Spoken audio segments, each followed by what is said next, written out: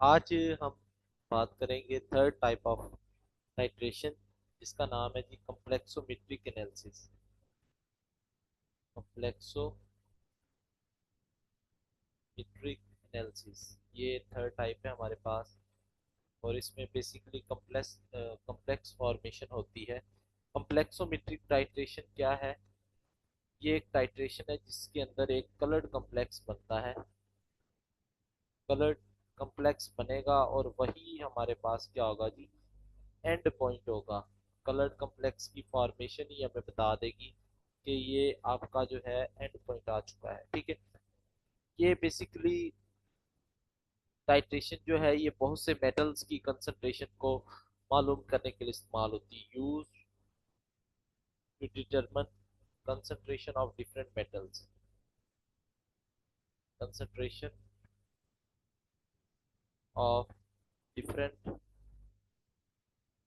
Metal ions. तो metal ions जो एक सॉल्यूशन के अंदर प्रेजेंट है, मान ले कि एक वाटर का सैंपल है और हम देखना चाह रहे हैं कि उस वाटर सैंपल के अंदर कौन कौन से आयंस प्रेजेंट है और किस अमाउंट के अंदर प्रेजेंट है, तो उनको हम स्टडी कर सकते हैं बाय यूजिंग कम्प्लेक्सोमेट्रिक एनालिसिस मेथड। होगा क्या बेटा, आपके पास यहाँ पर एक मेटल होगा, लाइक ये आयरन है, ये आपके पास मेटल है, और साथ में कोई कम्प्लेक्सिंग एजेंट होगा, जैसे सायानाइड ले रहे हैं। तो जब ये मेटल आयन के साथ रिएक्शन करेगा तो इसकी वजह से एक कम्प्लेक्स की फॉर्मेशन हो जाएगी। ये कम्प्लेक्स बन चुका है, फॉर्मेशन ऑफ कम्प्लेक्स आयन हो चुका है। तो अब होगा क्या कि मेटल आयन जो होते हैं वो बेसिकली एन आयन के साथ या कम्प्लेक्सिंग एजेंट के साथ मिलकर एक कम्प्लेक्स बना लेते हैं। ठीक है, ये आपने याद रखना है। इसका प्रोसीजर अगर हम बात करें तो सबसे पहले आप यहाँ पर लेते कोई कम्प्लेक्सिंग एजेंट, वो एजेंट जिसकी मदद से आप कंसंट्रेशन मालूम करना चाहते हो, कि आप ये देखना चाहते हो कि हमारा जो सॉल्यूशन है या वाटर सैंपल है उसके अंदर कितने परसेंट मैग्नीशियम है, कैल्शियम कितना है, सोडियम कितना है, जिस भी आयन की आप कंसंट्रेशन मालूम करना चाह रहे हैं। तो यहाँ पर बहुत अच्छा एक कम्प्लेक्सिंग एजेंट होता है जिसका नाम है EDTA, ethylene diamine tetraacetate, इसका नाम होता है ईडीटी ए। तो यहाँ पर नीचे हम क्या करते हैं बेटा, एक फ्लास्क लेते हैं और इस फ्लास्क के अंदर हम मान लें ये हमारे पास सैंपल है और इसके अंदर मैग्नीशियम के आयंस प्रेजेंट है। हम मालूम करना चाहते हैं मैग्नीशियम के आयंस कितनी परसेंटेज में पाए जाते हैं, कितनी उनकी कंसंट्रेशन है। तो यहाँ पर हम इसके अंदर एक इंडिकेटर भी डालेंगे, EBT, Eriochrome black T indicator होता है जिसका कलर होता है रेड वाइन। इसका कलर होता है जी red wine, eriochrome black T इसका नाम है, और इसका कलर है जी रेड वाइन, ये याद रखना है आपने। अब सबसे पहले क्या होगा बेटा कि जो मेटल होगा वो कम्प्लेक्स बना लेता है इंडिकेटर के साथ, क्योंकि यहाँ पर इंडिकेटर सॉल्यूशन के अंदर ही होता है। ये थोड़ा सा एसिड बेस टाइट्रेशन से डिफरेंट है। इसमें क्या होता है कि ये मेटल आयन था मैग्नीशियम, इसने ये बना लिया इंडिकेटर, इंडिकेटर को आई एन से रिप्रेजेंट कर रहे हैं, तो ये बन जाता है metal indicator complex, M I N, और ये होता है रेड वाइन कलर का। ठीक है जी, इसका कॉम्प्लेक्स बन जाता है और ये कॉम्प्लेक्स होता है वीक, वीक कॉम्प्लेक्स होता है। और अगर हम बात करें जब ऊपर से ईडीटीए आएगा सॉल्यूशन के अंदर, सॉल्यूशन के अंदर ईडीटीए आएगा जब ऊपर से ड्रॉप वाइज गिरेगा, तो होगा क्या बेटा, यहाँ पर आपके पास ये जो इंडिकेटर है ये रिप्लेस होता जाएगा। मेटल आयन का जो ये कॉम्प्लेक्स है इसमें जो इंडिकेटर है वो रिप्लेस होता जाएगा। कैसे? ये मेटल था, ये इंडिकेटर का कॉम्प्लेक्स था, आपने ऊपर से ऐड कर दिया ईडीटीए, ईडीटीए इथाइलिन डाइअमाइन टेट्राएसीटेट है।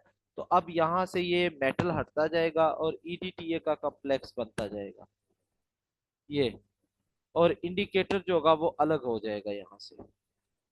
अब जब सारा का सारा इंडिकेटर अलग हो जाएगा तो हमारे पास फिर जब फॉर्मेशन हो जाएगी इसकी, ये कम्प्लेक्स बन जाएगा तो इसका एक कलर अपीयर हो जाएगा। इसका कलर जो होगा वो ब्लू कलर होगा। देखिए पहले था रेड वाइन, और जब कंप्लीटली कलर जो होगा चेंज हो जाएगा रेड वाइन से ब्लू, तो ये एंड पॉइंट होता है हमारे पास। यही हमें इंडिकेट करता है बेसिकली कि जो रिएक्शन है वो कंप्लीट हो चुका है। तो इस तरह से हम फिर कैलकुलेशंस करते हैं, फॉर्मूलाज यूज करते हुए हम मालूम कर लेते हैं कि हमारे पास मैग्नीशियम या मेटल जो हम डिटरमिन करवाना चाह रहे थे वो कितने परसेंट था। ठीक है, इसके बाद हम बात करते हैं कंप्लेक्सिंग एजेंट की, कि कौन से कंप्लेक्सिंग एजेंट यूज हो सकते हैं।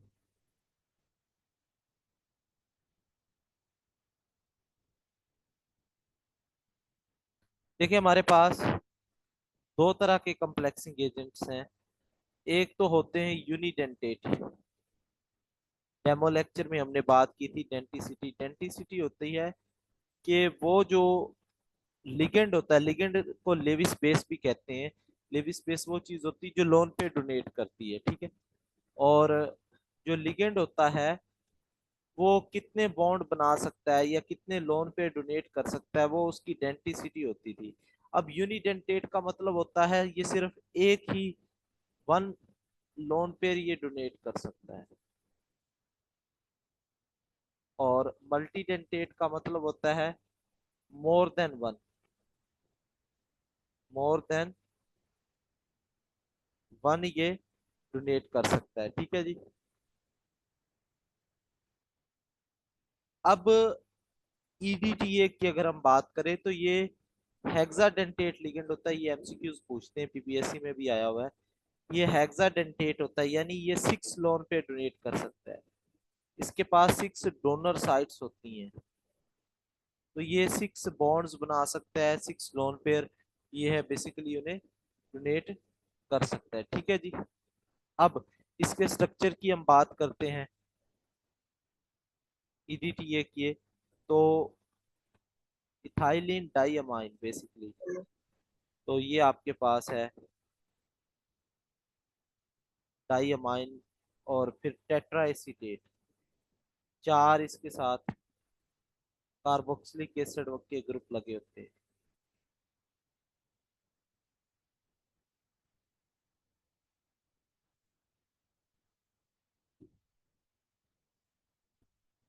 इसी तरह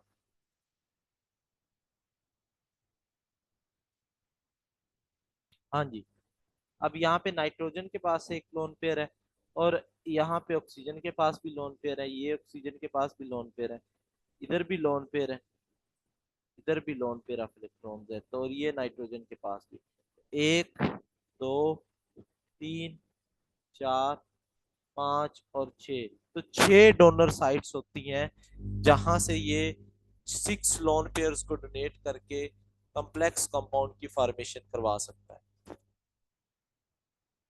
ठीक है जी। अब यहाँ पे एक चीज होती फॉर्मेशन कांस्टेंट। जैसे इक्विलिब्रियम कांस्टेंट होता था ना, वैसे ही फॉर्मेशन कांस्टेंट होता है, या इसका दूसरा नाम होता है स्टेबिलिटी कांस्टेंट। फॉर्मेशन कांस्टेंट के या स्टेबिलिटी कांस्टेंट, स्टेबिलिटी कांस्टेंट भी इसे कहते हैं। ये क्या होता है बेसिकली, हमें बताता है कि कोई भी रिएक्शन जो है वो किस हद तक होगा, यानी वो मेटल का रिएक्शन होगा लिगेंड के साथ, तो मेटल लिगेंड कॉम्प्लेक्स जो होगा वो स्टेबल है या अनस्टेबल है, ये हमें बताएगा स्टेबल है या अनस्टेबल है। इस चीज को फॉर्मेशन कांस्टेंट जो होता है वो एक्सप्लेन करता है। तो हमारे पास यही आप लिखते हैं, जैसे के एफ होगा ये प्रोडक्ट ओवर रिएक्टेंट, ये ऐसे इसका बनेगा। अगर तो इसकी वैल्यू ग्रेटर है के एफ की, तो हमें पता चल जाएगा कि जी जो प्रोडक्ट है वो स्टेबल है। अगर वैल्यू कम है तो हम कह देंगे रिएक्टेंट जो होता है वो स्टेबल होता है। ठीक है,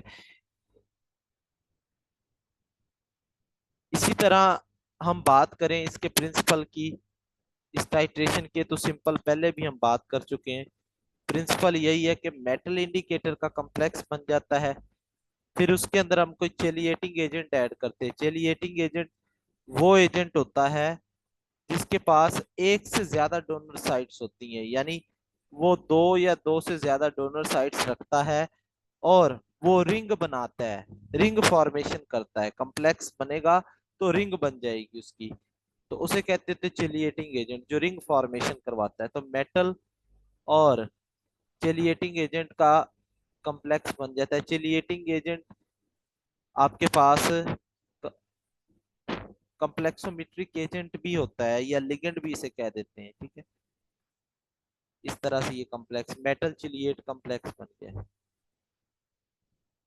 अब ये कॉम्प्लेक्स की जो फॉर्मेशन होती है वो पीएच के ऊपर भी डिपेंड करती है। पीएच डिपेंडेंट होती है, याद रखिए। कुछ जो रिएक्शन होते हैं वो एसिडिक मीडियम में होते हैं, कुछ बेसिक मीडियम में होते हैं। तो पीएच जो होती है बेटा, वो भी एक इम्पोर्टेंट फैक्टर होता है। जैसा कि अगर हम बात करें कि ईडीटीए जो होता है वो 10 पीएच पे वर्क करता है, यानी कह सकते हैं बेसिक मीडियम में सूटेबल होता है। अब एंड पॉइंट कब आएगा? एंड पॉइंट आएगा जब all dye get displaced from metal indicator, यानी मेटल इंडिकेटर में से तमाम का तमाम जो मेटल है वो यहाँ से डिस्प्लेस हो जाए किसी कॉम्प्लेक्सिंग एजेंट के साथ, तो तब जाकर एंड पॉइंट आ जाएगा। और कंसंट्रेशन कैसे फाइंड करेंगे? तो आपके पास formula M1V1 is equal to M2V2,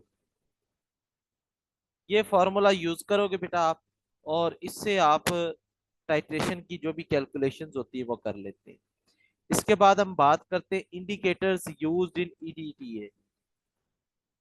indicators कौन कौन से इसके अंदर यूज होते हैं? तो यहाँ पर आपके पास डिफरेंट टाइप के इंडिकेटर यूज होते हैं।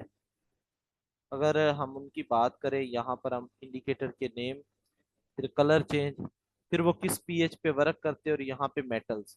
तो यहाँ पे इंडिकेटर आ जाएगा, यहाँ पे कलर कौन सा चेंज होगा, यहाँ पे उनकी पीएच होगी, और यहाँ पर मेटल डिटेक्टर डिटेक्टेड, कौन से मेटल्स वो डिटेक्ट करेंगे। यहाँ पे है ईबीटी, इरियोक्रोम ब्लैक टी। ये ईबीटी है, इसका नाम होता है इरियोक्रोम ब्लैक टी। और यहाँ पे कलर चेंज होगा रेड से ब्लू, रेड से कलर क्या होगा बेटा, ब्लू चेंज होगा, ठीक है। और इसकी पीएच जो होती है वो 6 to 7 तक होती है। और इससे आप calcium, barium, magnesium, zinc, cadmium, manganese, lead और मरकरी, ये सारे के सारे मेटल जो भी लिखे हैं इनकी कंसंट्रेशन आप मालूम करवा सकते हो, ठीक है। इसके बाद होता है मिथाइलिन ब्लू, ये कलर चेंज होगा इसका ब्लू से येलो, और ये 4 to 5 की पीएच पे वर्क करता है। इससे लेड, जिंक, कैडमियम और मरकरी को आप फाइंड आउट करवा सकते हो। इसी तरह एक और होता है कैटिकोल। कैटिकोल जो है ये वॉयलेट से रेड, इसका कलर चेंज होगा, और 8 to 10 की पीएच पे वर्क करता है। इससे आप मैंगनीज, मैग्नीशियम, आयरन, कोबाल्ट और लेड वगैरह को आइडेंटिफाई करवा सकते हैं, ठीक है जी। इसी तरह एक है थाइमोल ब्लू, ये चार इंपॉर्टेंट मैंने लिख दी। थाइमोल ब्लू, इसका कलर जो होगा वो ब्लू से ग्रे होगा, और ये 10 to 12 की पीएच पे वर्क करता है। इससे भी लेड, जिंक, कैडमियम और मरकरी, ये आप मालूम कर सकते हैं। मेनली यही होते हैं, क्योंकि हमने कॉम्प्लेक्सोमेट्रिक टाइट्रेशन के अंदर एनालिसिस करवाना होता है, वाटर सैंपल होता है, सॉइल सैंपल होता है, तो और सॉल्यूशंस होते हैं, और हमने बताना होता है कि इसमें से कौन सा आयन प्रेजेंट है और वो किस अमाउंट के अंदर प्रेजेंट है, कौन सी कंसंट्रेशन के अंदर प्रेजेंट है। इसके बाद हम ईडीटीए टाइट्रेशन कर्व देख लेते हैं। जो ईडीटीए टाइट्रेशन के मदद से हमें कर्व मिलता है, ग्राफ मिलता है।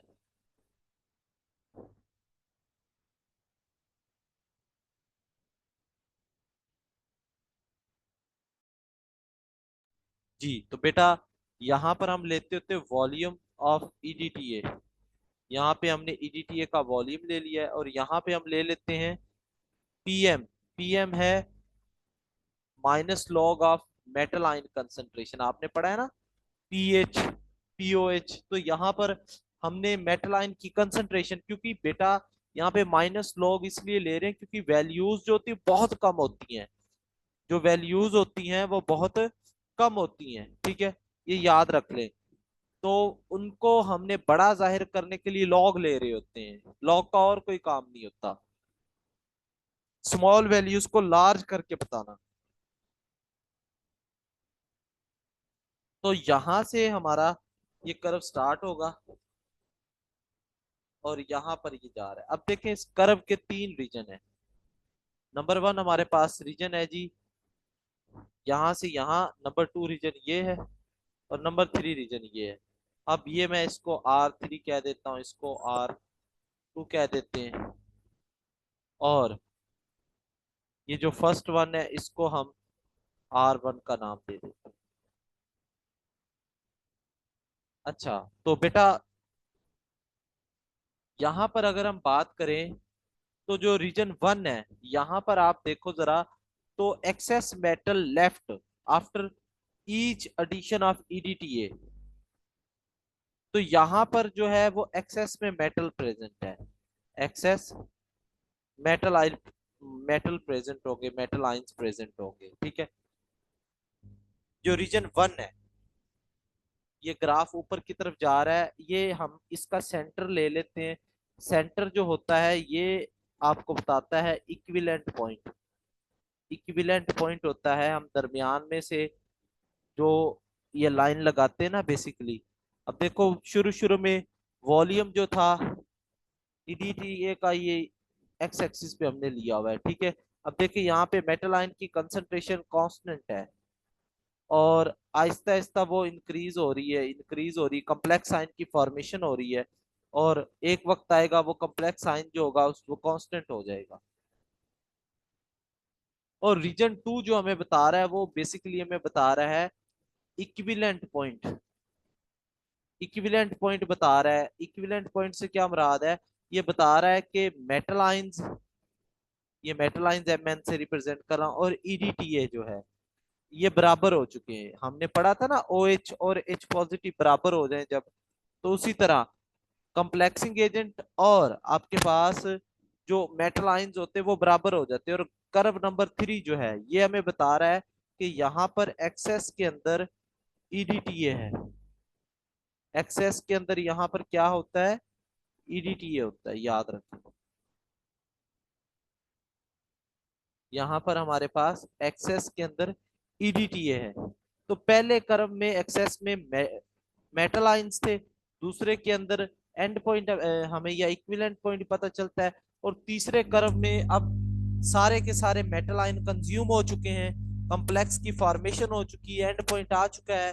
तो थर्ड जो कर्व है हमारे पास बेटा, उसमें सिर्फ और सिर्फ आपके पास एक्सेस पे ईडीटीए बचता है। जो हमने एसिड बेस टाइट्रेशन देखी थी, बिल्कुल उसी की, उसी से मिलता जुलता कर्व है, कोई डिफरेंस नहीं है, वही सेम कहानी है इसमें। इसके बाद हमारे पास दो तरह के एजेंट्स होते हैं। एक का नाम होता है मास्किंग एजेंट,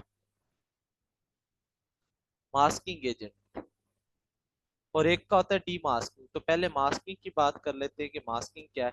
देखिए, मास्किंग का मतलब ही प्रोटेक्ट करना है, मास्क करना है किसी को।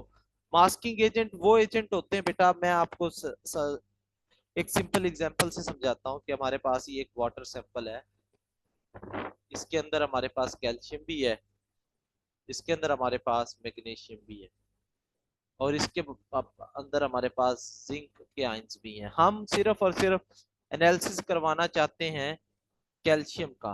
कैल्शियम का ईडीटीए के साथ अच्छा कम्प्लेक्स बनता है। बाकी दो को हम चाहते हैं कि अभी एनालिसिस ना हो इनका, हमें अभी जरूरत नहीं, हमें सिर्फ और सिर्फ कैल्शियम की कंसंट्रेशन अभी निकालनी है। तो हम क्या करेंगे कि कोई ऐसा एजेंट ऐड कर देंगे, ऐसा एजेंट ऐड कर देंगे जो इन दोनों को मास्क कर लेगा, यानी इन दोनों के साथ वो रिएक्शन कर लेगा और इन दोनों को स्टेबल बना देगा ताकि ये रिएक्शन में हिस्सा ना लें। हमारे पास पता है क्या होता है, ईडीटीए जो है, अभी अभी हम पीछे पढ़ के आए हैं, ईडीटीए जो होता है बेटा, ये कम्प्लेक्स बना लेता है, कैल्शियम के साथ भी बना सकता है, मैग्नीशियम के साथ भी और जिंक के साथ भी। तो ये तो सबके साथ कम्प्लेक्स बना रहा है। तो हमने फिर क्या करना है, हमने कोई मास्किंग एजेंट ले लेना है जो दो बाकी जो होते हैं आइंस उनको वो प्रोटेक्ट कर ले, ताकि वो रिएक्शन में हिस्सा ना ले, सिर्फ और सिर्फ फिर ईडीटीए किसके साथ रिएक्शन करेगा, कैल्शियम के साथ। तो इस प्रोसेस को हम कहते थे मास्किंग। ठीक है, मास्किंग इसको कहते हैं। इसके बाद होता है डी मास्किंग। अब आपने पहला जो मेटल आयन था वो एनालाइज कर लिया, फर्स्ट को आपने एनालाइज कर लिया, उसकी कंसंट्रेशन आपने मालूम कर ली, ठीक है जी, बात खत्म। फर्स्ट आपने एनालाइज कर लिया, उसकी कंसंट्रेशन मालूम कर ली है, ये आपका काम खत्म हो गया। अब आप क्या करोगे, सेकंड एलिमेंट की आपने आइडेंटिफिकेशन करवाने की कोशिश करनी है। तो आप क्या करोगे कि जो मास्किंग एजेंट थे, जिन्होंने मास्क किया हुआ था, अब आप चाहते हो कि वो डी मास्क करें, तो फिर हमें कोई और एजेंट लेना पड़ेगा जो हम ऐड करेंगे, जिससे वो मेटल आयन जो होंगे वो फ्री हो जाएंगे। अब फिर से हम ईडीटीए को ऐड कर देंगे, सेकंड का एनालिसिस करवा लेंगे, फिर इस तरह से थर्ड का करवा लेंगे। ठीक है, लाइक मैं अगर आपको मिसाल दूं कि सायानाइड जो है, सायानाइड के कम्प्लेक्स जो होते हैं, ये जिंक के साथ भी बना लेता है और कैडमियम के साथ भी, ये दोनों के साथ। अब इसको डीमास्क किया जा सकता है।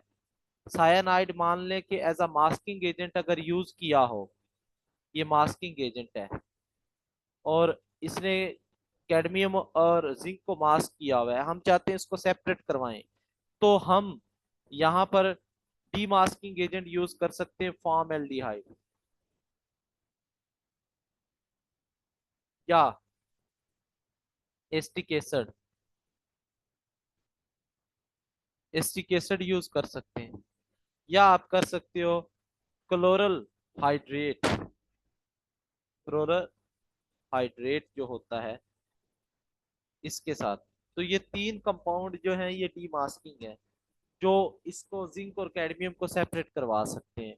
तो ये मास्किंग और डीमास्किंग का एक कॉन्सेप्ट होता है कम्प्लेक्सोमेट्रिक टाइट्रेशन।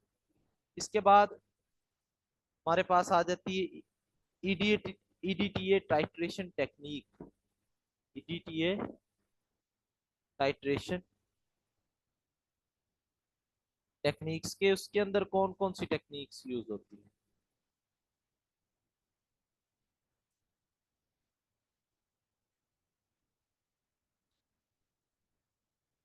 तो सबसे पहले अगर हम बात करें डायरेक्ट टाइट्रेशन मेथड,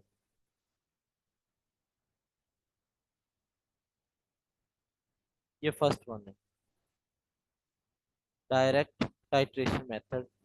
तो इसमें बेटा हम क्या करते हैं कि सिंपली ऊपर आप यूनिट लेते हो, उसमें ईडीटी ऐड किया है और नीचे आपके पास मेटल आयंस है और उसके अंदर इंडिकेटर है, और ऊपर से आप ड्रॉप वाइज ईडीटी ऐड कर रहे हो, और at the and metal EDT ये कम्प्लेक्स बनेगा और उसकी आपने कंसंट्रेशन मालूम कर ली by using M1 V1 M2 V2।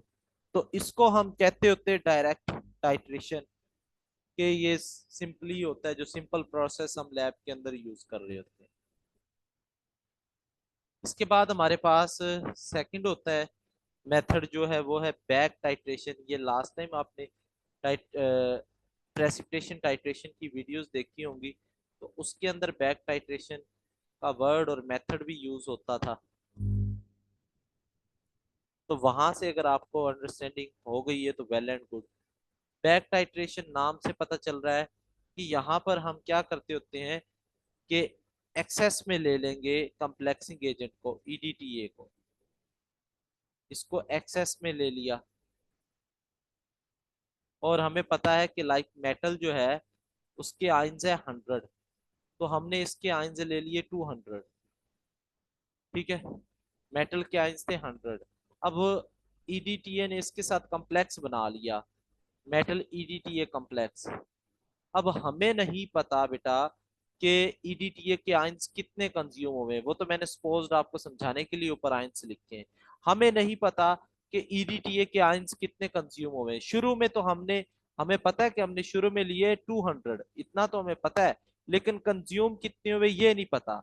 अब इसने कॉम्प्लेक्स बना लिया, ठीक है।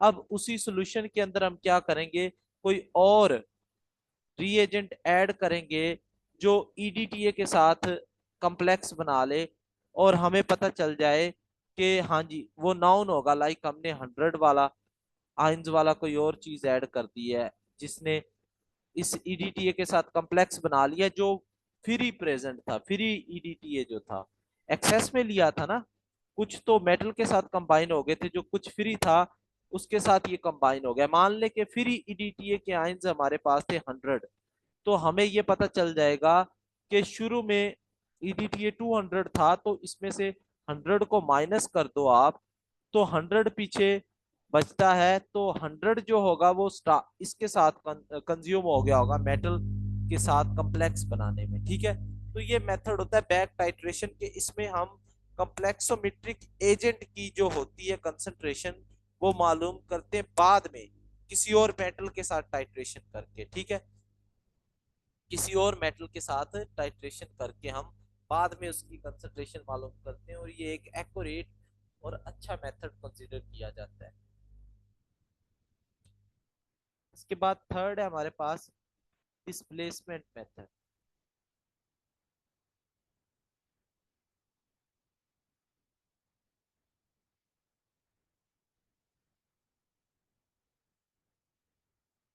जी, डिस्प्लेसमेंट टाइट्रेशन क्या है बेसिकली, ये एक टाइट्रेशन होती है जिसमें हमने जो मेटल एनालाइज करना होता है उसको हम ऐड कर देते हैं मेटल ईडीटीए कॉम्प्लेक्स के साथ, लाइक, और एनालाइट जो होगा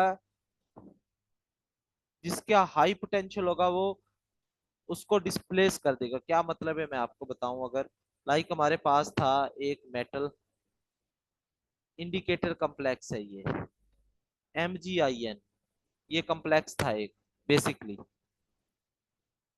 अब हम चाहते हैं कि यहां से मेटल का जो इंडिकेटर के साथ कॉम्प्लेक्स बना हुआ है वो खत्म हो जाए, हम यहाँ पर मैग्नीशियम को अलग करना चाहते हैं, तो यहाँ पर हम मैग्नीज ऐड कर देते हैं। मैग्नीज का या मैग्नीज की जो होती हाई रिएक्टिविटी है, तो ये इंडिकेटर के साथ ज्यादा अफिनिटी है, इसलिए ये इंडिकेटर के साथ अटैच हो जाएगा, और मैग्नीशियम जो होगा वो डिस्प्लेस हो जाएगा। और हम इस तरह से आइडेंटिफाई कर लेते कि हमारे पास मैग्नीशियम कितना है, उसकी अमाउंट अलग हो जाएगी, वो अलग से हमें मिल जाएगा। अगर वो इनसॉल्युबल है तो इनसॉल्युबल फॉर्म में हमें वो अलग मिल जाएगा। इसमें क्या होता है कि एक मेटल जो होता है वो दूसरे मेटल को डिस्प्लेस कर देता है, और डिस्प्लेस करता है on the basis of their reactivity और अफिनिटी। जिसकी रिएक्टिविटी ज्यादा होती है वही डिस्प्लेस कर पाता है, ये नहीं कि हर एरा गैरा ही डिस्प्लेस करता है, ऐसा नहीं होता। जिसकी रिएक्टिविटी ज्यादा है वो डिस्प्लेस करता है। इसके बाद हमारे पास फोर्थ मेथड है इनडायरेक्ट टाइट्रेशन।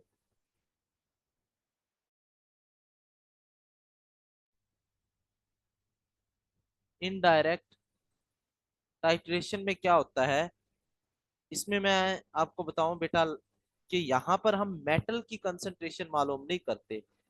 अब ईडीटीए में प्रोटॉन्स भी होते हैं ना, लाइक ये हम हमारे पास है ईडीटीए, ये इसको रिप्रेजेंट करने ईडीटीए को, ये ईडीटीए, और साथ में हमारे पास ये मेटल आयंस थे, ये उसकी ऑक्सीडेशन स्टेट है MnX या Mn पॉजिटिव, ये ऑक्सीडेशन स्टेट है। अब देखो, हम यहाँ पर आइडेंटिफाई करेंगे ये मेटल का वाई के साथ कॉम्प्लेक्स बन गया, ये नेगेटिव पार्ट है वाई, एम वाई बन गया है। अब यहाँ पर हाइड्रोजन आयंस भी अलग हो गए हैं। अब देखो, जितने हाइड्रोजन आयंस अलग हुए होंगे उतने ही मेटल के आयंस होंगे डेफिनेटली।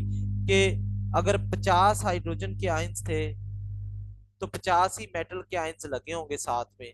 तो आप कह सकते हो कि number of protons displaced will be equal to number of metal attached।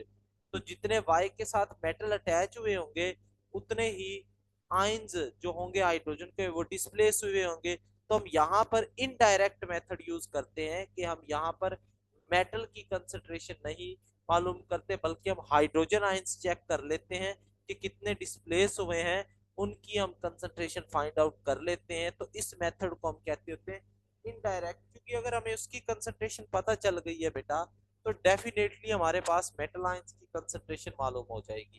क्योंकि मेटल आयंस, यहां पर मैं दोबारा से लिख भी दूं कि नंबर ऑफ प्रोटॉन्स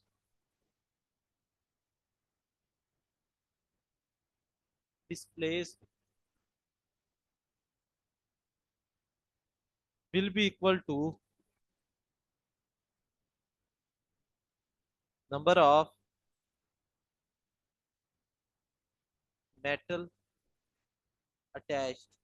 तो जितने मेटल अटैच्ड हैं और जितने प्रोटॉन डिस्प्लेस्ड हुए हैं उनकी तादाद बराबर होगी। तो दोनों में से कोई भी मालूम कर ले, आपको पता चल जाएगा जी कि यहाँ पर इतने हाइड्रोजन हैं या इतने मेटल आयंस थे। ठीक है, तो ये बेसिकली हमारे पास एक टाइट्रेशन थी कॉम्प्लेक्सोमेट्रिक। तो आज के लेक्चर में कोई भी बेटा आपका सवाल है तो माइक ऑन करके आप सवाल पूछ सकते हैं जी। Any question? कल एक टाइट्रेशन रह गई है, वो इंशाल्लाह कल हम खत्म कर लेंगे, रिडॉक्स टाइट्रेशन। और उसके बाद एनालिटिकल केमिस्ट्री हमारी तकरीबन एंड हो जाएगी। फिर फर्दर हम स्टार्ट करेंगे नेक्स्ट ब्रांच ऑफ केमिस्ट्री। जी, कोई सवाल है इस के आज के लेक्चर में तो आप माइक ऑन करके पूछ सकते हैं, अदरवाइज मीटिंग एंड कर